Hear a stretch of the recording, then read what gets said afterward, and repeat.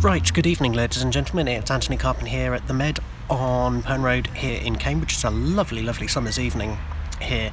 There's nobody else out here because tonight is bingo night, and so they're all in there listening to the caller and crossing off their scorecards.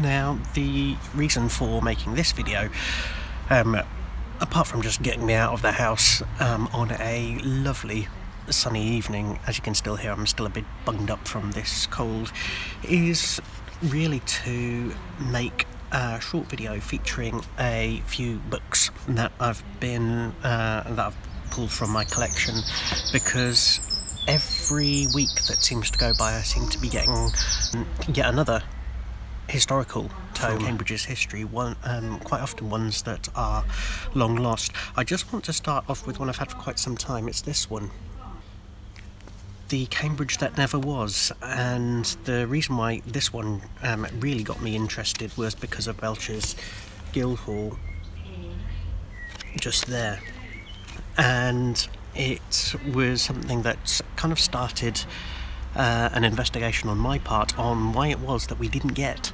that Guildhall by John Belcher, and I've wrote a number of blog posts about it.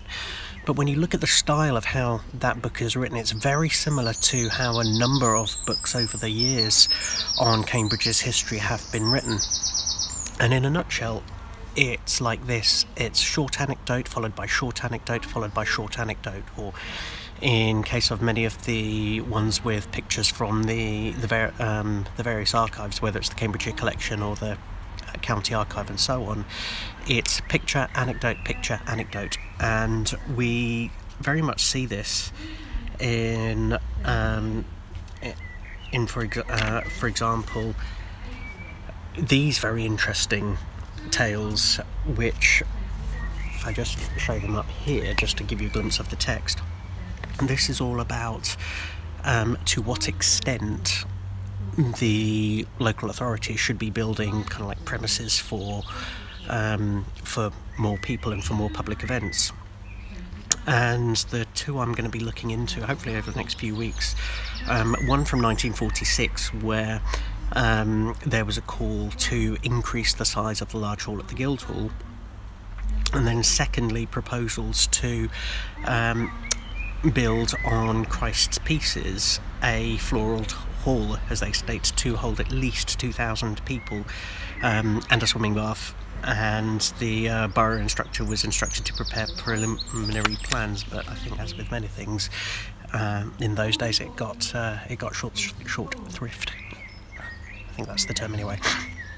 But the point being is that I haven't seen a really comprehensive civic history of Cambridge, not since the Victoria County publication, which was finished off in the 1950s. And I think it was Professor Pam Cam, if I remember her name correctly. She wrote about 150 pages of Cambridge's civic history, and you know, in the grand scheme of things, I mean, it's just a wealth of information. You can see it online here if you look at the link or click on the link below on the YouTube page. Yet at the same time, it only touches on the civic history of the city at the same time, which is kind of making my own research all the more fascinating. The next book that I wanted to touch on is this very interesting book, Cooperation in a University Town. Now, this is all about the history of the cooperative movement in Cambridge from its founding in the mid-1860s all the way through to just before the Second World War. And one of the things that really strikes me about the book is, as well as kind of being an anti-capitalist book in itself, because the cooperative movement is exactly that. It's not a capitalist system of production. The cooperative movement in Cambridge in those days was very much focused about production, because, again, remember, in those days, in the 1800s, food security was not a given. And if you look in the run-up to the First World War, one of the issues, one of the national issues that constantly comes up is the debate around free trade. Now today, when we think of free trade, certainly in the political sense, the argument comes up as to whether it's people in developing countries being screwed over by big corporations in developed countries who are artificially suppressing food prices and things like that. You just have to look at the coffee markets. 4 big multinationals dominate the coffee market there and can effectively set the price, and growers in developing countries really have no hope. A very, very different model obviously was set out by the cooperative movement, and it's just fascinating to get a history of how all of these local food producers interacted with the various retailers and the population of the town as well, and how all of those profits were kind of like reinvested in a whole host of social causes. And there are a number of very interesting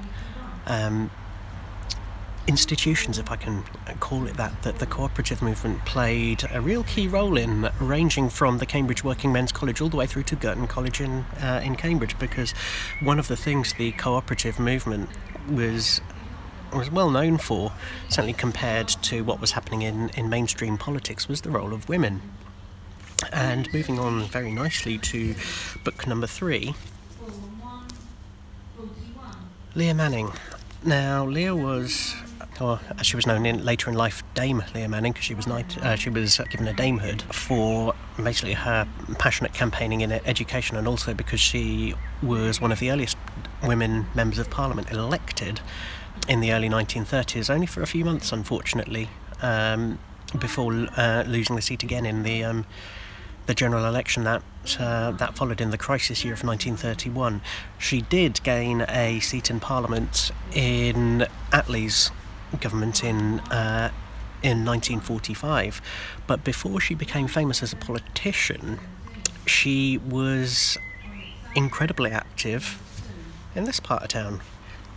Or not specifically this part of town, because this part of town actually was just fields when she was around, but further up the road that way is Homerton College, and that's where she trained as Miss Leah Perrott. And she was quite well connected in those days. Obviously, presumably you'd have to be to get into somewhere like Homerton, even though it was just it was quite a major teacher training college, again even at the end of the 19th century, early 20th century. And she was one of the highest scoring graduates in her year, and it was expected that she would go off to London and get a teaching post there and mix with high society and, find herself a dashing chap and get married. But she said, actually, no, I quite like sticking around in Cambridge. I don't really want to go anywhere. And Mary Allen, who was the principal at the time, was not best pleased, and there is a wonderful quotation from here which really sets out what she was facing. "For now, I had a most difficult decision to make. I had an A teaching mark and was on the London list of first appointments. So everyone expected that I would teach in London. So when I said I had turned down London because I wanted to stay here, they thought I was crazy. So I had been offered a second choice. Miss Allen sent for me, and she knew I was on the LFA, the London first appointments, and she was an imperious creature, a sort of Mrs. She Who Must Be Obeyed. And in those days it very much would have been she who must be obeyed. I want you to take up a post in Cambridge, she said. Leah responds, my heart leapt up. To live in Cambridge, it seemed like an improbable dream come true, but then my heart sank like a stone. I should be disappointing Stuart Headlam and a host of other friends who were making plans for my return. Where did you want me to teach, Miss Allen? I asked. She stared out of the window, drumming her fingers on the table. New Street, she announced abruptly. Now, New Street School in Cambridge at the time was a primary school that served the slums off East Road. Now, you don't see much of the slums, if at all, in that part of town, but in those days the infant mortality rate of Cambridge was 1 in 8, so you can imagine for the slums it would have been even higher. And the figure for 1 in 8 comes from Eglantine Jebb's study, where I believe she quoted the borough's medical officer. Now, there is a really depressing tale in here, which really kind of explains why Leah got into politics and got involved and became one of the earliest presidents of the Cambridge Labour Party. And basically Leah describes the school as the practice school, as it was for Homerton College because they set it up, and you can see this on the foundation stone here. The practice school regarded with horror by every student, where the children were so poor and so undernourished and so apathetic that it seemed impossible to strike one spark of interest in them. "Oh no," I said involuntarily. She looked at me coldly. "And why not, pray?" she said. "Do you, a socialist, think yourself too good for those poor children?" She again began drumming on the table. She knew that she had found my Achilles heel. She looked at me a little more kindly. "Take 24 hours to think over it, and then come and see me again." Leah ended up going to New Street School. In those days, full school feeding was permissive at the whim of the local education officer. I tried to get the school medical officer to order milk for those most needy, but there was a regulation. Before milk could be advised, he must certify that a child was suffering from malnutrition. Already suffering from malnutrition? Could there be anything more monstrous? I was aroused to fury by the death of a small girl in my class.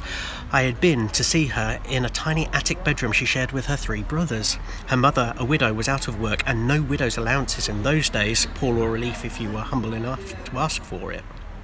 A wizened little face, terrible laboured breathing, a brave effort to give me a smile of recognition tore at my heart.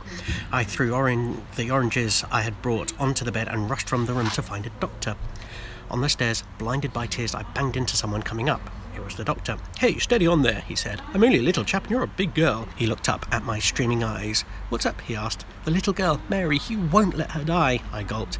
If that little girl were as strong as you, she might have a chance, but she's undernourished and she has no strength to fight it," he said sadly. "Then put the truth on her death certificate," I shouted glaringly. "Died from starvation."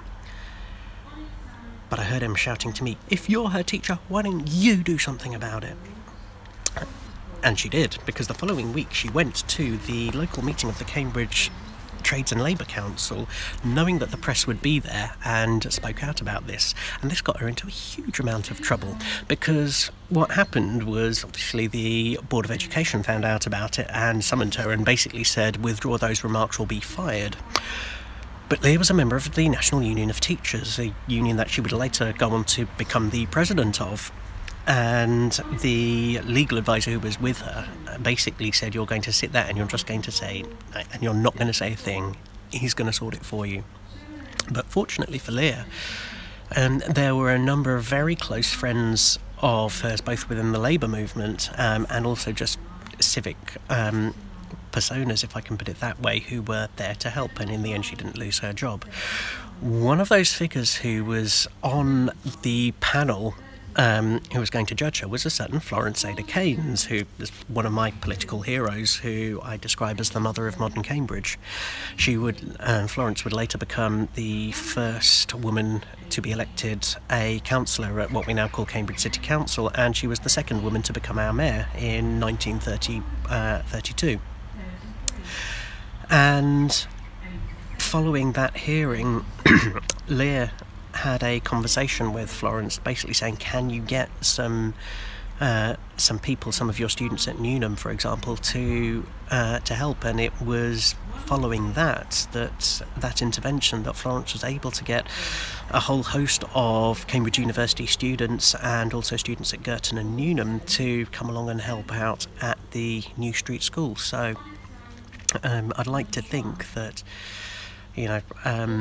the impact that helping out at a school where there was absolute poverty made a positive impact on the lives not just of the children but of the students taking part. And today that programme of Cambridge University students helping out at local schools is continued to this day by the Cambridge Hub. So if you're interested, have a look at their website. I'll see you soon.